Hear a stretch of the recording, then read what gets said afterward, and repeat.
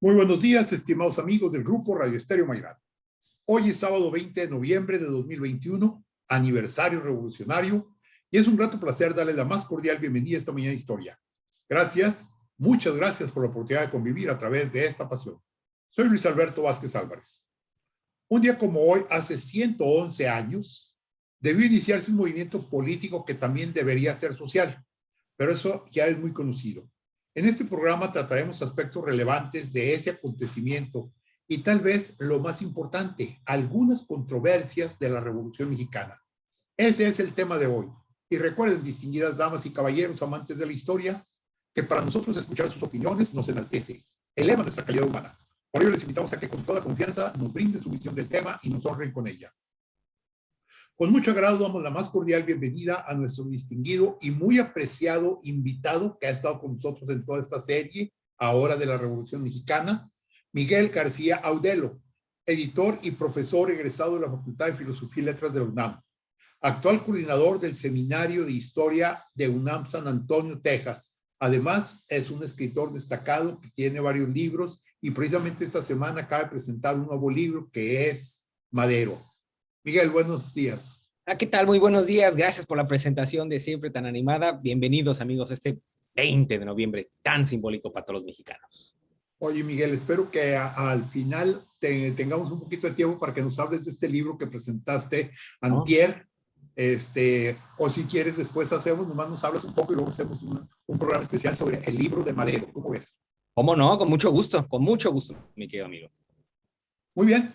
Bueno, pues vamos a empezar. Nada más déjenme decirles que de fondo musical tendremos un popurrí de corridos revolucionarios en instrumental. Miguel, con la finalización de la lucha de facciones revolucionarias, o sea, aquello que surgió de la Convención de Aguascalientes, y que luego se convirtió en lo que conocimos como las batallas de Celaya, entonces se planteó la necesidad de iniciar el proceso de estabilización del país, es decir, tranquilidad. ¿Sí? Este proceso se vería envuelto en dificultades a causa de los actores e ideas que sobrevivieron a la lucha armada y surgió la necesidad de decidir acerca del proyecto que se implantaría en el país.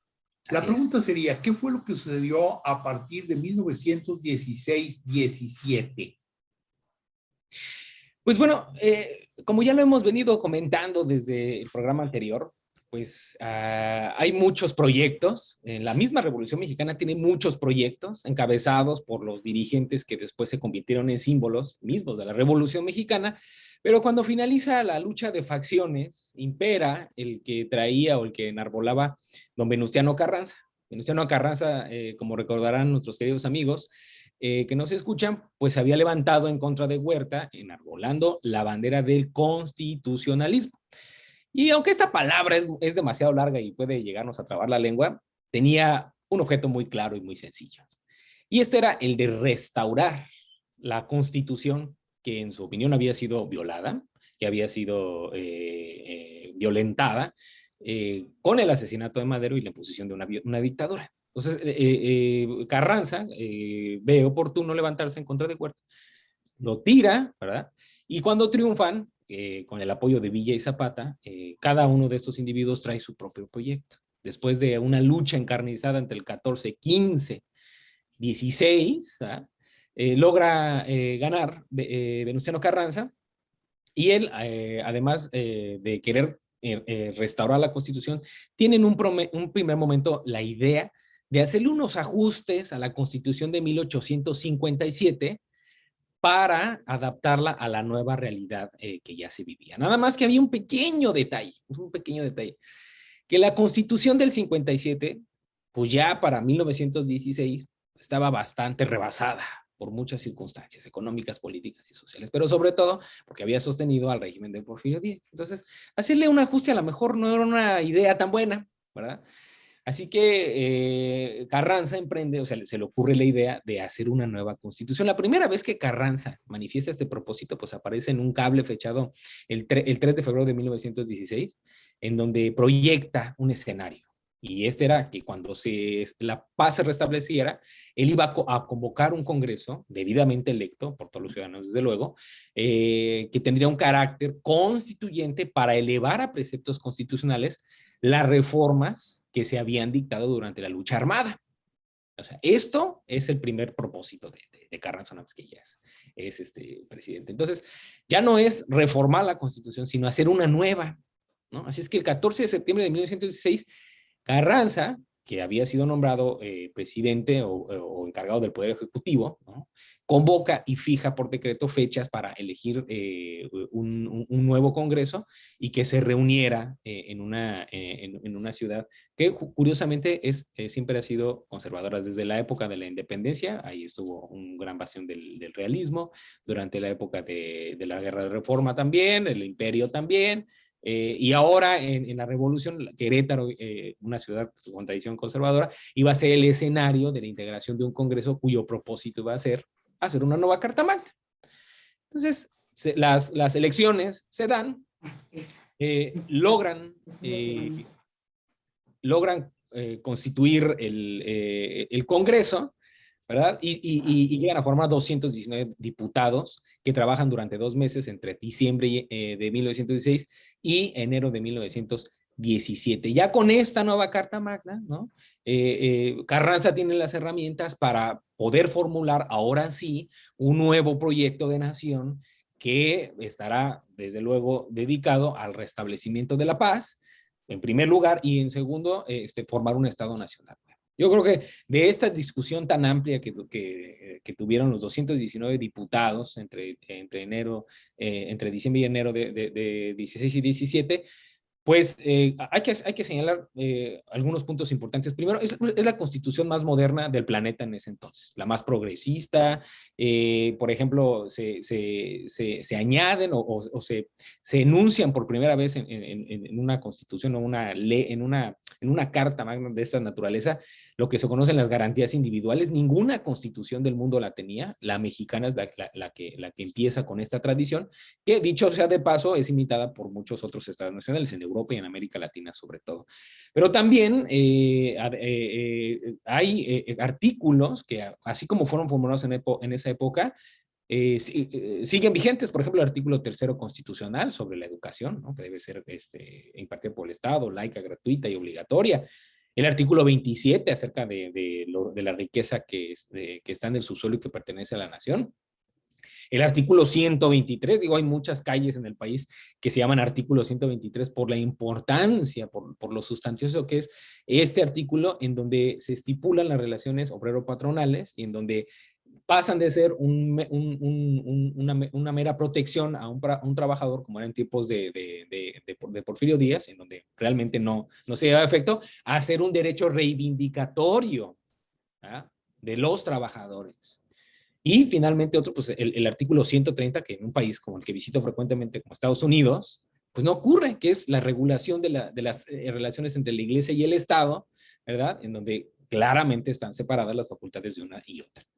Entonces fue muy importante lo que ocurre en 16 y 17, pero va a ser todavía más interesante lo que ocurrió después, porque esto le va a permitir llamar elecciones a Carranza. Se promulga el 5 de febrero y el 6 llama elecciones. Obviamente va a ganar las elecciones y hasta 1920 va a ejercer una presidencia ya formulada en términos de la nueva constitución, pero pues, como era de esperarse, iba a tener muchas fallas. Por ejemplo, no va a poder resolver del todo el asunto de la paz, va a tener muchas rebeliones a lo largo de su mandato. Va a haber rebeliones en Tamaulipas, en Oaxaca, en Chiapas, en Tlaxcala, en Veracruz. Todas ellas encabezadas por caudillos que no habían estado o que no habían sido perfilados ni incluidos en ninguno de los proyectos que representaban Carranza, Zapata o Villa. Entonces, el problema de la inestabilidad militar, ¿no?, va a ser constante durante su gobierno. Otra va a ser que tampoco va a poder contener la corrupción. De hecho, y esto es un aspecto curioso, porque yo hasta inconscientemente ya utilizo ese verbo, va a surgir una palabra para conceptuar la dinámica del gobierno del presidente Venustiano, que va a ser el de carrancear. Carrancear en esa época equivalía a robar, ¿no? A ser corrupto. Así, todavía hay personas que siguen utilizando ese concepto, quizá ya olvidando de dónde surgió, pero era una clara manifestación de los graves problemas en su administración que no terminaba de articularse. Y la otra fue que todavía había caudillos que representaban un gran problema para Venustiano Carranza. El más cercano, el que tenía las puertas de la Ciudad de México, pues era Zapata, que termina asesinado a traición el 10 de abril de 1919. No, yo creo que uno de sus errores más tremendos fue el de tener una preferencia por otro candidato a la presidencia, ¿verdad? Como fue Bonilla, Ignacio Bonillas, y no por un general como Obregón, que le había ayudado durante todas las fases durante la fase más difícil de la revolución, que fue la de la lucha armada, la lucha de las facciones, pero sobre todo el de sentirse desplazado, ¿no? En términos de, en la visión de Obregón, sentirse desplazado a un derecho que él tenía como caudillo, como general de la revolución, a ocupar la presidencia después de Carranza. Todo termina en el asesinato del presidente, en Tlaxcalantongo, en Puebla, en Tlaxcalantongo, el 21 de mayo de 1920, nombran a Adolfo de la Huerta como presidente interino, llama a elecciones durante ese año y toma posesión, bueno, Obregón. De 1920, perdón, hasta 1924, pues ese Álvaro Obregón va a ejercer la presidencia de la República y va a tener claros objetivos. Uno de ellos es el de recuperar la paz, como había intentado Venustiano Carranza, pero en el caso de Obregón, él sí va a tener la clara intencionalidad de dar cumplimiento a las promesas de la revolución o por las cuales la revolución había sido iniciada. Yo creo que un ejemplo preclaro de esta dinámica que existió en la presidencia de Obregón, pues fue todo el proyecto educativo que encabezó otro gran revolucionario como fue José Vasconcelos. Todavía siguen siendo heroicas las jornadas en las que se imprimían obras clásicas de la literatura y se repartían por todo el país con la intención de que la cultura salvara a México de la barbarie. De hecho, José Vasconcelos decía y repetía como un mantra que la cultura era lo único que iba a salvar de la barbarie a nuestro país.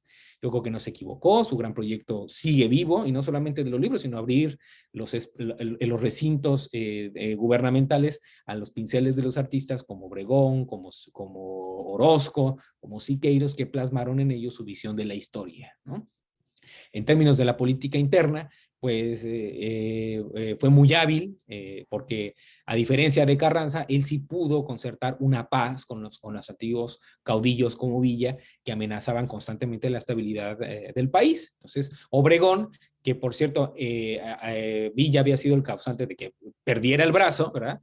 Llega a un acuerdo con Villa para que ya no se alzara en armas, le otorgan la hacienda de Canutillo y se compromete Villa a su vez a contribuir a la paz nacional. La de Obregón es una de las primeras presidencias que termina más o menos en paz. Claro que hay muchos asuntos que resolver en términos de economía, por ejemplo, todavía había graves problemas económicos, pero no le alcanza el tiempo para resolverlos todos, y esta encomienda va a ser la que va a tocarle a Plutarco Elías Calles. Pero antes de que esto suceda, al igual que Obregón se había molestado con Carranza porque no había sido el elegido, ¿verdad?, para la presidencia, Adolfo de la Huerta, el que había sido presidente antes que él, se levanta en contra de él para reclamar el derecho que como revolucionario tenía, ¿no?, de ocupar la presidencia de la República. A él se le unen 3/4 partes del ejército. Obregón, con su gran astucia militar, logra aplastar la rebelión, y Adolfo de la Huerta huye a los Estados Unidos, en donde termina dedicándose a dar clases de música y a vivir su vida en santa paz. Es una oportunidad tremenda para Obregón, porque una de las constantes dentro de la inestabilidad era precisamente los levantamientos de los caudillos. Así es que todos aquellos levantados, que eran 3/4 partes del ejército, son dados de baja, y esto iba a representar un saneamiento de la hacienda pública. Magistral, sin duda. La presidencia de Calles es mucho más complicada, ¿no? Está llena de contratiempos, ¿verdad? Pero trata de continuar con el proyecto de Obregón en términos de hacer un Estado fuerte. ¿Cómo intenta hacerlo? Primero, continúa, ¿verdad? Con el lazo afectivo, pero también con la alianza política con Obregón, ¿verdad? Para mantener la estabilidad política. Los restos del ejército que quedan son profesionalizados, ¿verdad? Y emprende una institucionalización de la revolución a través de la creación de varias instituciones para darle cauce y presencia a los diferentes grupos que habían participado en ella.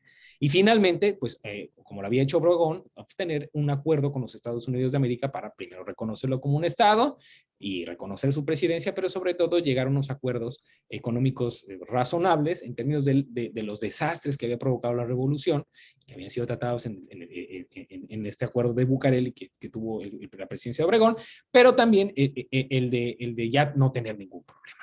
Creo que el problema más grave que tuvo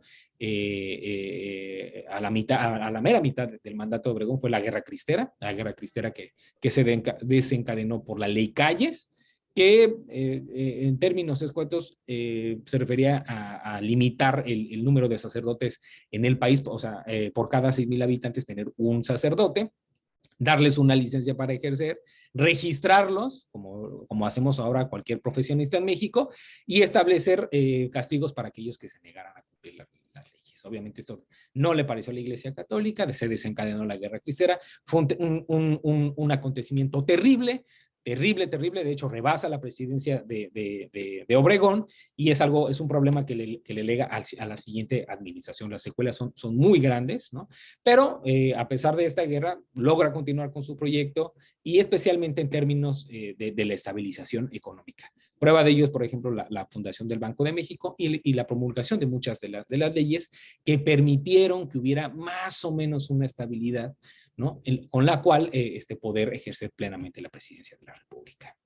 Excelente recorrido desde, pues prácticamente la Constitución hasta estos momentos del gobierno de Plutarco Elías Calles. Vamos a hacer una breve pausa y continuamos platicando.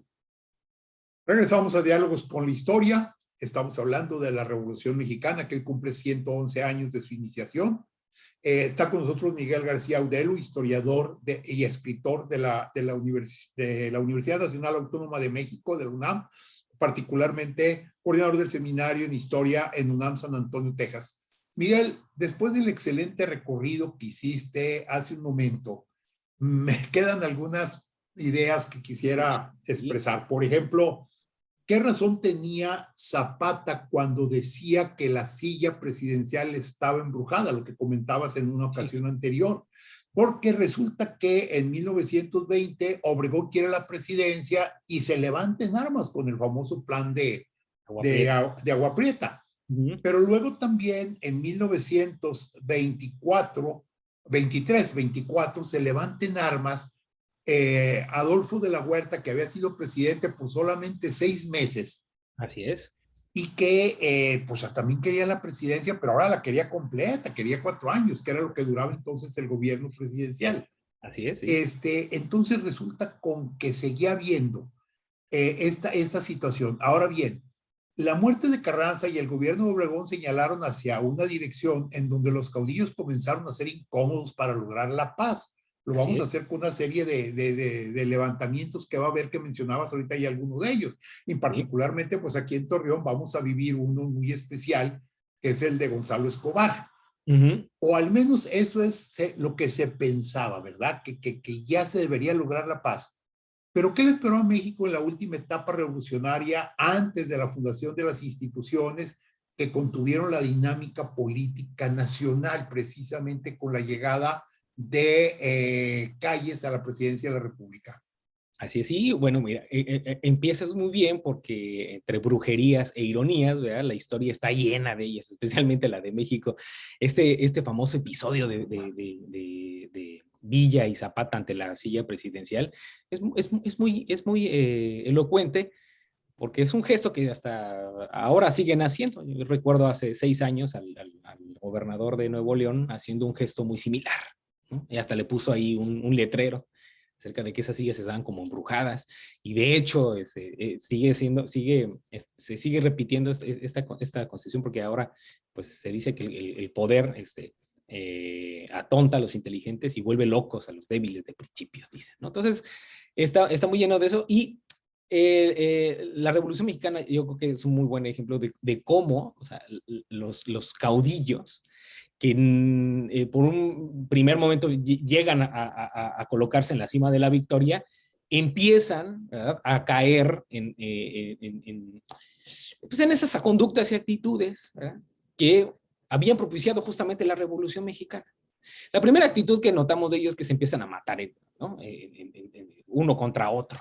¿Por qué? Porque, como bien dices, comienzan a ser muy incómodos para los que llegan a obtener la presidencia de la República por angas o por mangas, o por rebelión o por constitución, comienzan a ser muy incómodos. Al primero que le toca es a Zapata, porque estaba a las puertas de la Ciudad de México. Además, era una constante amenaza para la presidencia de Carranza, que debía verse fuerte en todo momento, ¿no?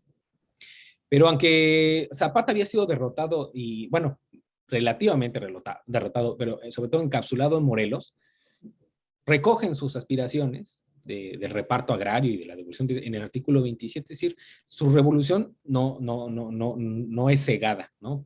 Completamente. Villa, que representaba otra fase más libertaria, un poco más, digamos, locochona de la Revolución Mexicana, pues es cooptado, ¿no? Pero también es un constante peligro para la presidencia. Y aquí hay dos versiones. Qué bueno que mencionas eso, porque a Zapata, sobre la muerte de Villa, perdón, hay dos versiones. Una, y la más natural, era que Obregón lo había mandado a asesinar, ¿verdad?, por razones similares a las de Zapata. Y la otra es que los ricos o las personas que habían sido afectadas en el estado de Chihuahua y en todos esos estados donde había operado Villa, pues todavía seguían vivos y todavía tenían cuentas que cobrarle. De hecho, esta es la teoría que manejó el prestigioso historiador Friedrich Katz, de la Universidad de Chicago, en donde hace todo un estudio acerca de quién pudo haber matado a Villa, porque culpar a Obregón era la cosa más sencilla del mundo. Pero rascar y ver todas las relaciones de poder económico que habían sido afectadas no solo por la revolución, sino por Villa especialmente, pues resultaba un poco más esclarecedor, ¿no? Y en el caso de los que triunfan del lado constitucionalista, pues muchos de ellos operan, ¿no?, bajo la dinámica de que creen merecer el derecho de ocupar la presidencia de la República a causa de los altos sacrificios que han hecho durante la lucha, ¿no? Adolfo de la Huerta es uno de ellos, porque pues no le parece que un civil como Ignacio Bonillas, ingeniero, ocupe la presidencia, y menos porque es consentido de Carranza. Entonces se levantan armas, pero esto de verdad no resulta bien. Perdón, el que se levanta contra Carranza es Obregón. Entonces, ¿por qué? Por justas razones. Bueno, le habían volado un brazo, ¿qué más querían? ¿Que le volaran una pierna como a Santana? Pues yo creo que era natural incluso que esto sucediera. En fases como estas de las revoluciones siempre son los caudillos los que creen merecer esos créditos, ¿no? Entonces, naturalmente el que debía seguir en la presidencia tenía que ser, no había de otra, Obregón. Cuando Obregón es presidente, vuelve a suceder esta ironía, ¿no? Uno de sus fieles generales que se había levantado con él en el plan de Agua Prieta, que es Adolfo de la Huerta, hace lo mismo porque cree merecer el derecho de ocupar la presidencia. Pero aquí es más terrible porque eso es un tercio del ejército el que se levanta, y esto, como digo, fue una solución magnífica para la hacienda, es decir, ya no gastar tanto en el ejército, porque dinero era lo que hacía falta. De hecho, o sea, todos pagamos el ISR. Yo creo que los impuestos y la muerte son inevitables. Entonces, nosotros seguramente cuando recibimos un dinero o una nómina, etc., pagamos el ISR por cualquier cosa que hacemos. Pero este fue un impuesto que creó el gobierno de Obregón fíjense, pagadero una sola vez para financiar los festejos del centenario de la independencia, de la consumación de la independencia. Pero así como la tenencia se quedó para siempre el impuesto, ya no nos pudimos deshacer del ISR. Es un impuesto que se quedó. ¿Por qué? Porque esto evidenciaba la fuerte necesidad de hacerse de recursos. Entonces, quitar a una tercera parte del ejército bajo el pretexto de la sedición fue magistral, fue una jugada magistral del gobierno de Obregón, pero magistral, ¿no? Y cuando él finalmente decide regresar a la presidencia en 1928, ¿verdad?, previas a las modificaciones constitucionales que hace Plutarco Elías Calles para que regrese, todo indica, ¿verdad? Todo indica que Calles ya se va acostumbrado también a mandar. O sea, mandar es una actitud que yo creo que a todos nos gusta ejercer y que difícilmente uno quiere soltar, ¿verdad? Bueno, no es mi caso porque yo ni mando, bueno, ni mis perros me hacen caso. Pero, o sea, yo creo que en otros niveles y en otras esferas, yo creo que mandar no solamente constituye un símbolo de prestigio, sino se convierte en un modo de vida. Y en el caso de los caudillos, pues llegan a ese nivel en donde se convierten en eso que habían jurado destruir. Y cuando llegamos al final de una de las fases de la revolución, que están ahí inscritas en la historiografía, vemos que se inaugura el maximato, que el maximato viene a ser el ejercicio del poder presidencial en las sombras, ¿verdad? Algo muy similar que hacía Porfirio Díaz, nada más que Porfirio Díaz lo hacía a plena luz del día y sin ninguna clase de pudor, ¿verdad? Había pura formalidad de las elecciones y lo que quieran, pero él ejerce el poder, es decir, el asunto que está detrás es el manejo unipersonal del poder presidencial. Entonces, el escenario que hay, ¿verdad? Pues aunque ya no hay combates, sigue siendo profundamente peligroso en términos políticos, porque todavía hay caudillos que creen merecer, ¿verdad? Hay presidentes que ya ejercieron el poder y quieren volver, como en el caso de Obregón, pero sobre todo porque ya no hay tiempo, ¿verdad? Ya no hay tiempo, ya el país ya no podía esperar a otras revoluciones, a otras revueltas, para encauzarse en el camino no solamente de la estabilidad, sino del desarrollo económico, del desarrollo social. Y para este punto, creen conveniente que hay que ir como envasando cada una de esas fuerzas que provocan tensiones políticas, económicas y sociales y que son un constante peligro. O sea, hay que contenerlas. O sea, la solución que encuentran los revolucionarios de finales de la década de 1920 es crear instituciones. Por eso algunos partidos políticos todavía tienen entre sus nombres formales el asunto de la revolución, revolucionario, como se hagan llamar, ¿no? ¿Por qué? Porque lo que encuentran, al igual que la fórmula de Obregón para deshacerse de 2/3 del ejército, de una gran cantidad del ejército, es envasarlos. Entonces, por ejemplo, van creando asociaciones en donde quepan los campesinos, ¿no? La Confederación Nacional Campesina. O la CNOP, la Confederación Nacional Obrera y Popular. ¿Para qué? Para los obreros, ¿no? Eso es muy importante porque campesinos y obreros eran los que formaban las filas más gruesas de los ejércitos que se levantaban, ¿verdad?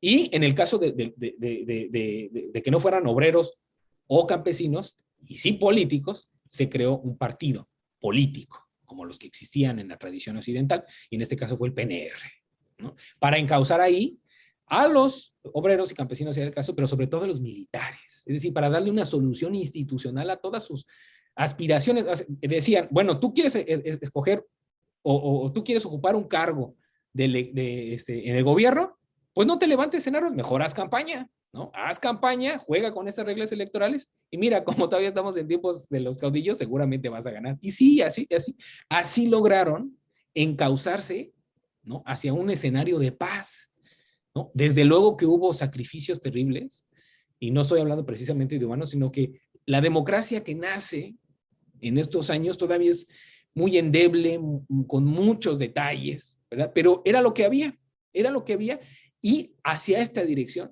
van a empezar a circular todas las decisiones del gobierno para lograr, pues no solamente el progreso, sino ya de una vez, o sea, acabar con el constante peligro de los levantamientos populares que lo único que hacían es ensangrentar al país, ¿no?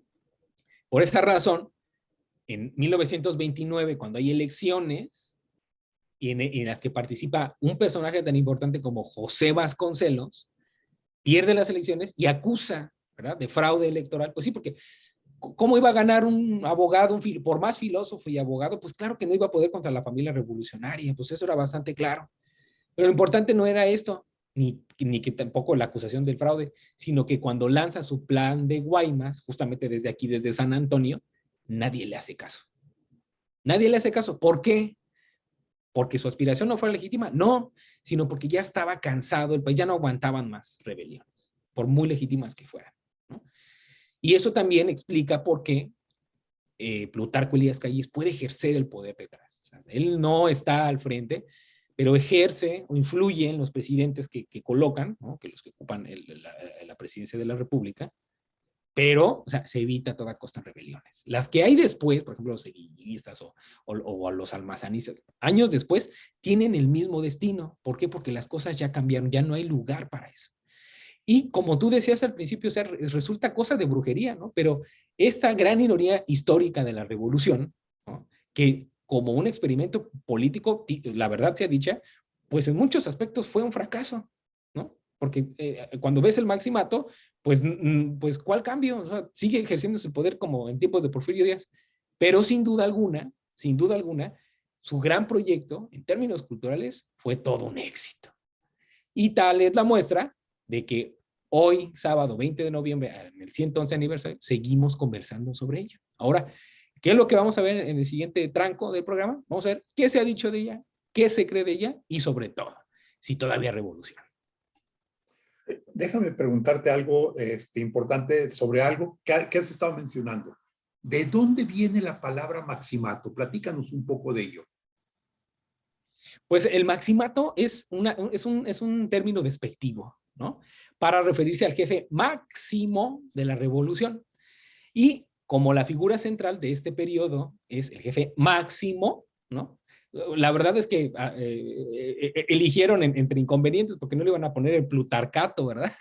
O el calleato, suena muy feo, mejor el maximato. O sea, fue una decisión historiográfica porque esto, no crean que fue popular en su época. De hecho, en esa época ni se decía maximato, simplemente eran las presidencias y que el jefe máximo era Plutarco Elías Calles. Es una concepción artificial que hace la historia para referirse a los gobiernos que van desde el 29 hasta el 34. ¿No? Entonces, es una definición y se refiere específicamente al jefe máximo de la revolución, Plutarco Elías Calles.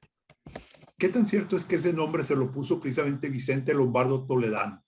Esto es totalmente cierto. De hecho, él es el que lo inventa y después los historiadores son los que lo recuperan para referirse pues, a estos gobiernos de Emilio Portes Gil, de Pascual Ortiz Rubio y de Abelardo L. Rodrigo. Si me dices si me preguntas, es cierto. Ok, muy bien. Y bueno, antes de irnos a la pausa, me gustó mucho todo el recorrido que haces. Es un análisis histórico-político que a veces no se le ha querido tocar con mucha precisión, sobre todo en la época en que el partido que fue creado por Calles estaba en el poder y preferían guardarlo, preferían mantenerlo tranquilo. Pero Así es. bueno, vamos a hacer una breve pausa para continuar platicando sobre el tema que nos tienes preparado. Gracias. Regresamos a Diálogos con la Historia.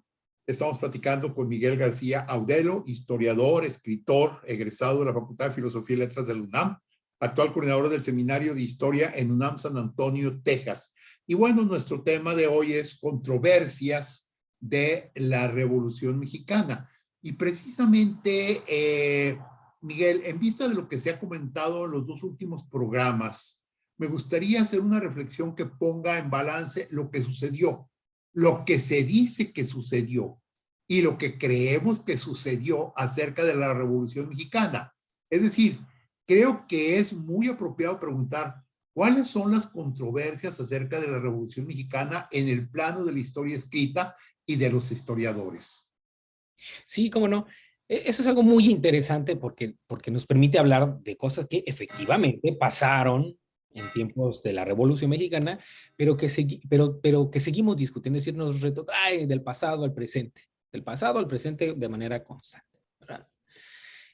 Y también nos permite hablar de muchas cosas que se creen, que ocurrieron. O sea, por ejemplo, en el anterior bloque me decía, oye, ¿qué tan cierto es que sí, que lo del maximato fue? ¿No? O sea, esta pregunta que es muy apropiada y que terminó siendo cierta en la respuesta, nos habla de las cosas que hay en torno a estos grandes procesos históricos que terminan por avasallar o por darle nombre a toda una época, o a ciertas conductas, o al carácter de ciertas instituciones, etcétera, etcétera, etcétera.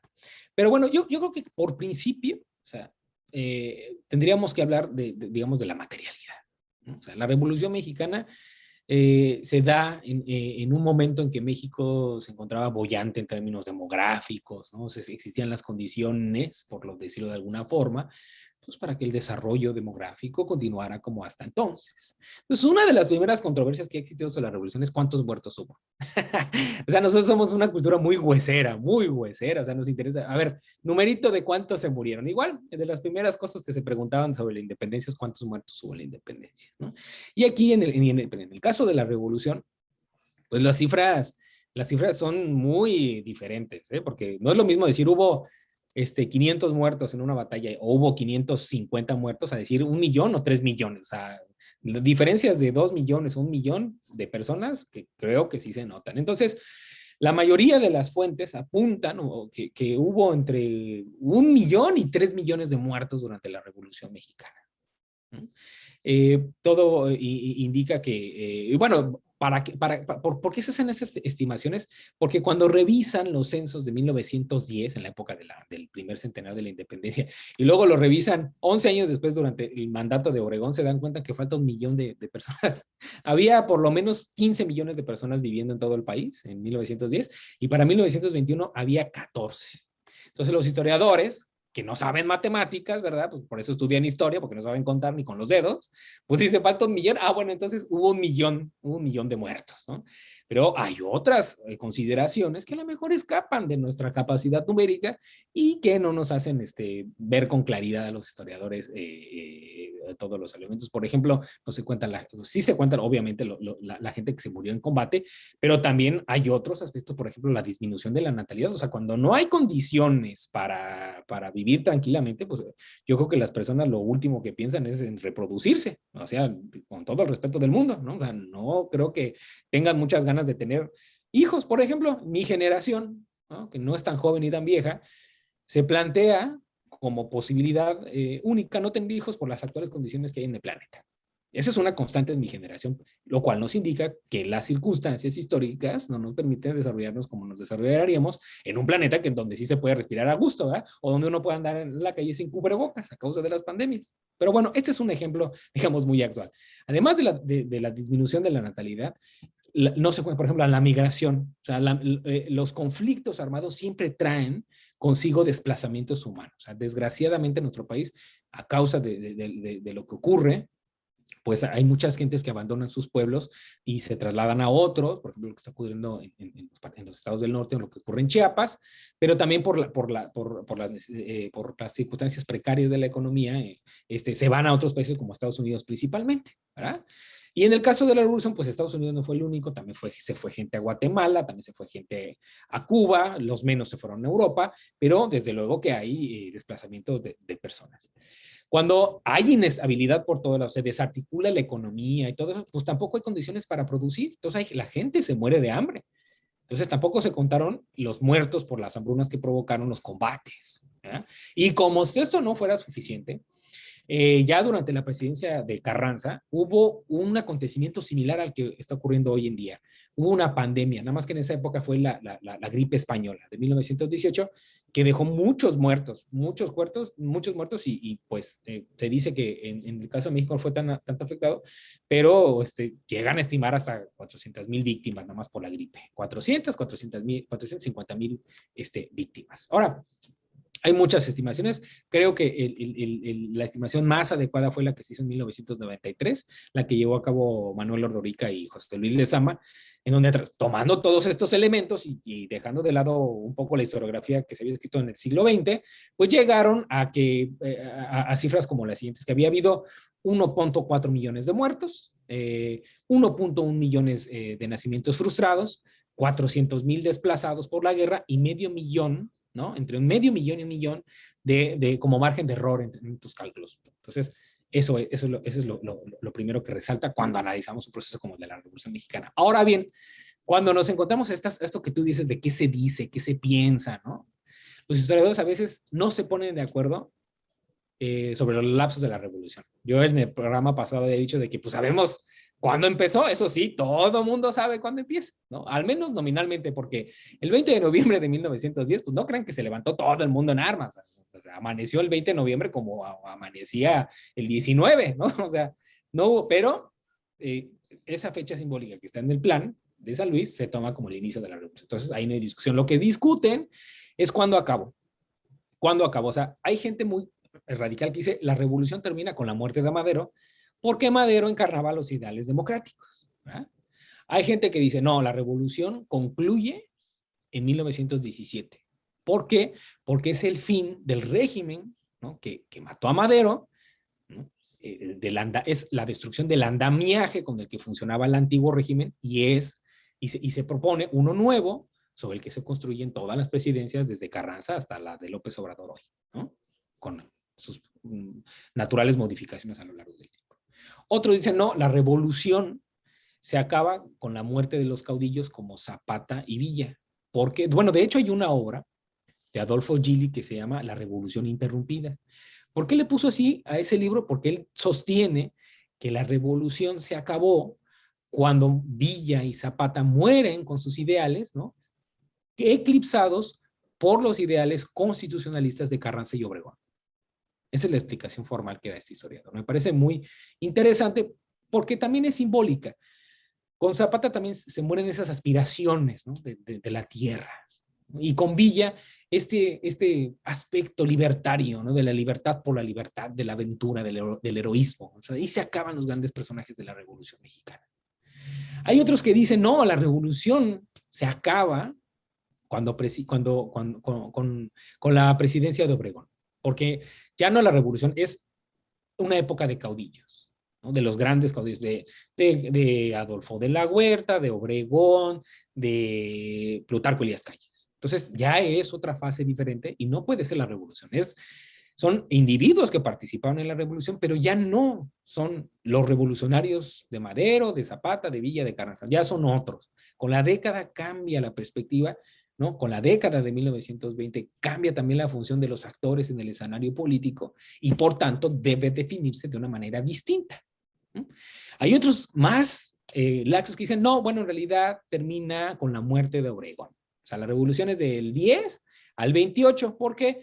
Porque Obregón es el último de los grandes caudillos que participaron en la Revolución Mexicana, que se comporta como se espera de un caudillo de la Revolución Mexicana, y con él se mueren pues todas esas aspiraciones o todas esas ambiciones, ¿no? Más propiamente son ambiciones de querer ocupar la presidencia de la República de manera indeterminada, ¿no?